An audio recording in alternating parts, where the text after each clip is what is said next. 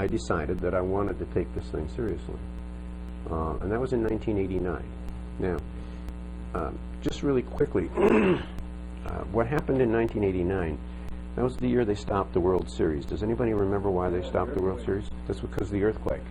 Well, the house that I just sold was probably 25 or 30 miles from the epicenter of that earthquake. And it was still under contract, but it had not closed. And I got real nervous because we'd actually decided to move from California to Florida because my parents and my wife's parents both lived here. So we were in Florida when that happened, and I called the realtor it took me 4 days to get through to the realtor on the phone because of the lines and everything.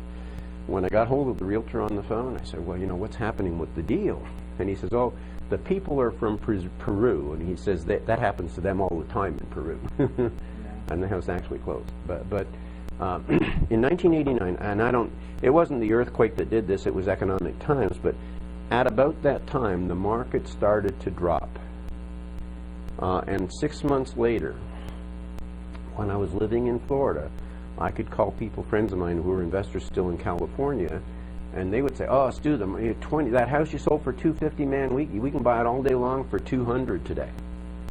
Well, that's a 20% drop. Is that huge? Well, back then it was. Is it huge relative today? No. But here's the point that I want to make. That was in 1989, and the market dumped really seriously.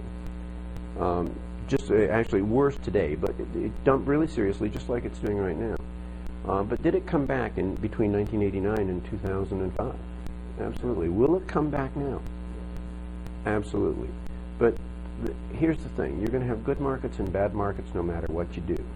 And every time there's a bad market in real estate, it starts with residential.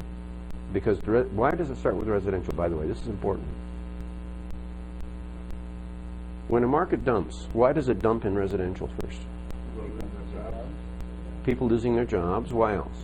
Fear factor, because you got more fear in the residential. Fear factor. Why else? More inventory, yes. But interest rates, yes. There's one big factor that differentiates residential from commercial.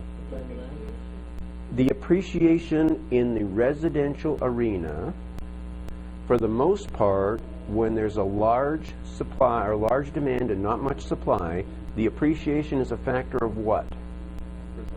Perception. I can't get a house. I want a house. There's 5 other people bidding on this house. I better bid more.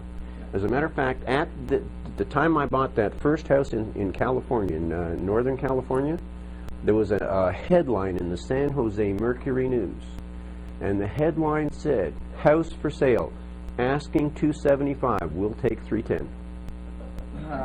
And it was a satirical comment on what was going on in the marketplace at that time. And you've all seen markets like that, where the prices are going up at stupid numbers.